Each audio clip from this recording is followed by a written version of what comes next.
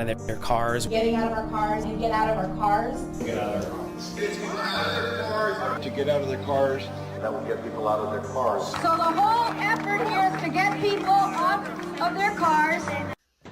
I'm going to share with you, and I'm going to show you proof how the government is trying to get rid of cars and is trying to implement a different method of transportation for us to get around, such as bicycles. And I'm going to share with you the wording that they use and how manipulative it is, and try to trick us into that it's good for us and it's good for the environment.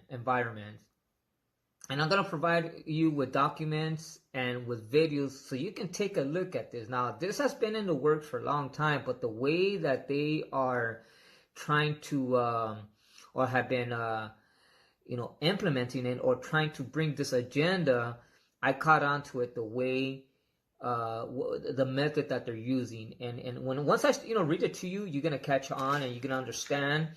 We know that Charles Schwab and the World Economic Forum, they've been having meetings, and they've been talking about the Great Reset.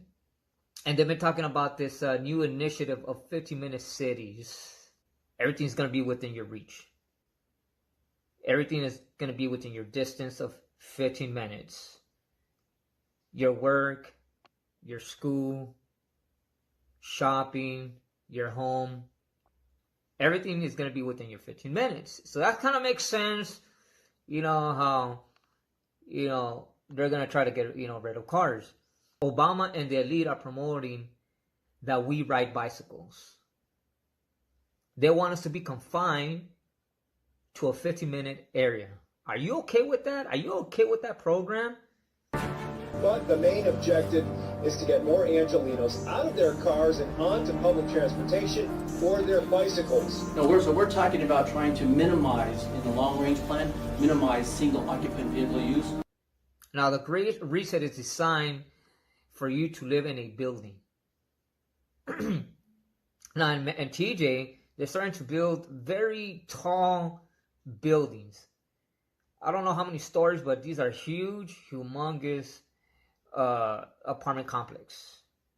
But they already started it.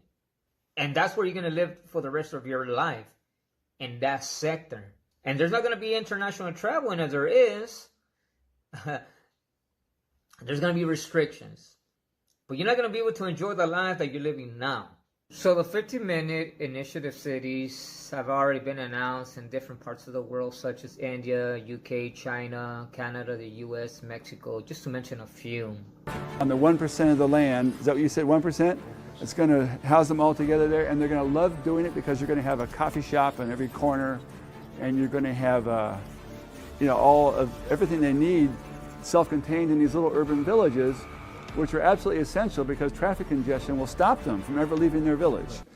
But part of this Agenda 2030, it also includes banning farms and ranches. The Netherlands, the biggest food producer in the world, is already experiencing this. Now, there are zones on the map. I'm going to show you the map, and I want you to take a look at the map. But there are zones on the map that shows the areas that humans are not allowed in. And this is the map in the U.S. They call it the Simulated Reserve and Corridor System to protect biodiversity. So they have us mapped out pretty much. Okay, so let me go ahead and read to you. Let me go here real quick. And I'm going to read to you. And you can read it for yourself. But I'm just going to read a few points. This is the UN, United Nations Sustainable Development. That's what they call it. Okay, the Great Reset, in other words. And it's just the development of society and how they plan to redevelop our lifestyle.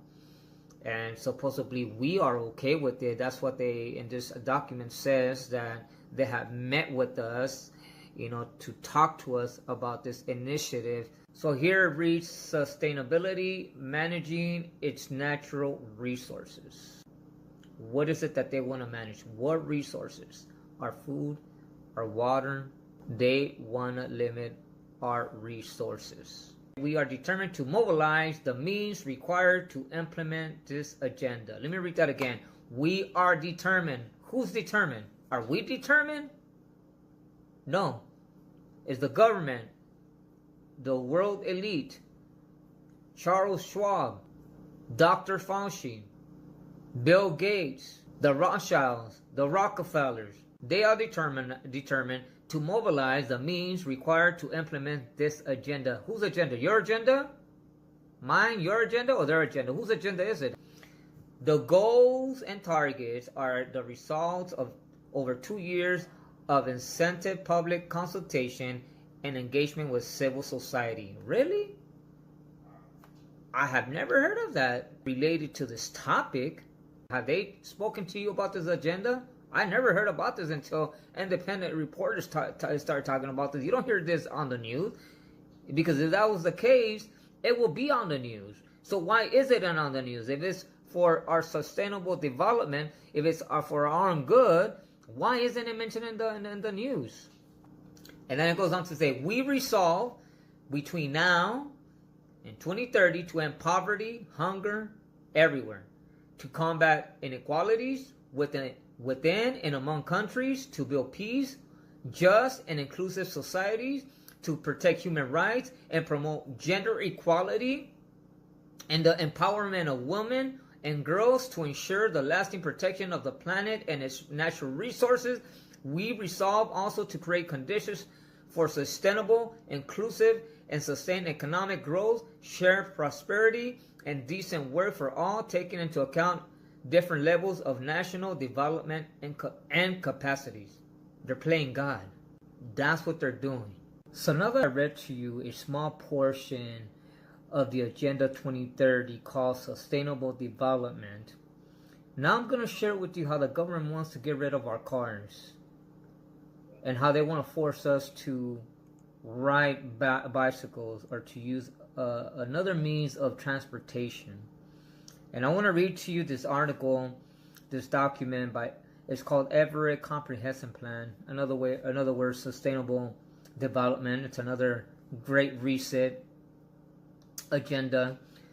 And in this article, in the introduction part, this is what it says. Note that the federal and the state governments have the potential to have a much greater impact with adoption of tools such as emission taxes, cap and trade programs, and vehicle fuel economy standards.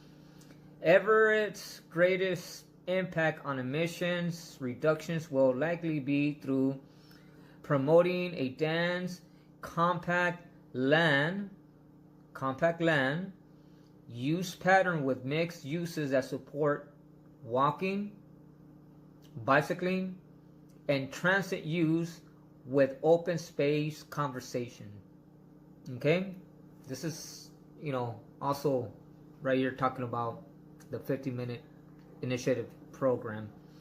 And the article continues to say, promoting a balanced multi-modal transportation system and reducing the need, here it goes, to travel by car. You like the wording? You like the way they're putting it for us? You like the plan that they have created for you and I? Because they know what's best for us. After all, we're small-minded people. Who said that? Obama. In the United States. And for the international order that we have worked for generations to build. Ordinary men and women are too small-minded to govern their own affairs. That order and progress can only come when individuals surrender their rights to an all-powerful sovereign. Now let's look at the land use and transportation. Transit. Expand planning efforts to encourage higher density transit-oriented mixed-use income neighborhoods that are attractive, well-designed, enable people to move without reliance on automobiles. They want us to not rely on automobiles no more. So they're gonna, restructure the way we live. They're gonna completely change our lifestyles. There's something has to happen in order for them to come up with that plan. There you have it, trying to create a new world for us where everyone's inclusive. We accept all gender identity people.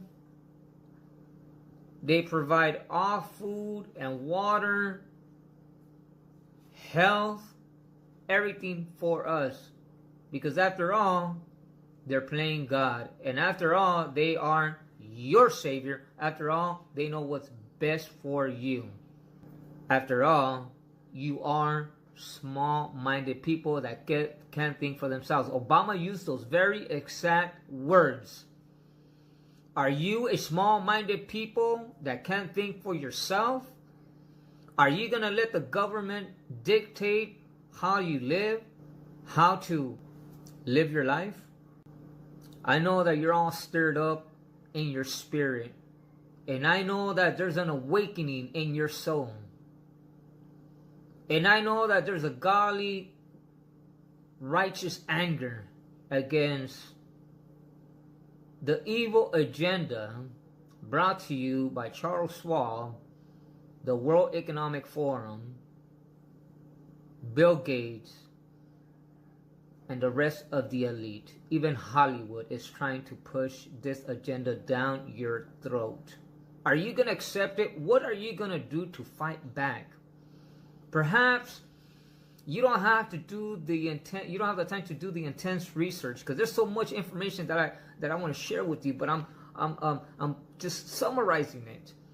But you can go back and you know read it yourself and look at it. But us people who are doing the work for you cannot do it without you. And what we need from you is to share our videos, make it go viral. Talk to your friends about this, the little bit that you know. And if you don't know how to explain it, and if you don't know how to expound on it, direct them to these type of videos. That's how you can contribute to this cause. Because believe me, we're in a fight that we never thought we will be in. And so there's different ways that you can help with this fight financially, because this takes time. This information I'm going to be translating it in Spanish. Not only am I going to translate it in Spanish so people can be able to read it themselves, I'm going to have to translate these documents that are not in Spanish. Everything takes time, and we need your financial support. If you're not a foot soldier, if you're not going to be an advocate, if you're not going to be out there protesting, if you're not going to be out there talking to people and bring awareness, I want to encourage you to help your independent reporters, your independent journalists, those individuals who are independently doing the research to get this information out. You see, I've been doing this for quite a while already on my own. I do this on my own because I understand the fight that we're in. And I'm going to leave it with this. Did you know that everything that I spoke to you about, it's already in the Bible? Did you know that climate change, it's in the Bible? The Bible, in the book of Revelation, it shows us supernatural weather patterns that are going to occur. Just how the elite are trying to cause a genocide, the Bible speaks of a genocide that's also going to take place. And I'm going to be talking about that. On my next video, I'm going to be talking about the book of Revelation and how the third seal of the book of Revelation, chapter 6, has already been opened. I'm going to prove to you that it has already been opened. So stay tuned. God bless you, and continue to fight the good fight of faith.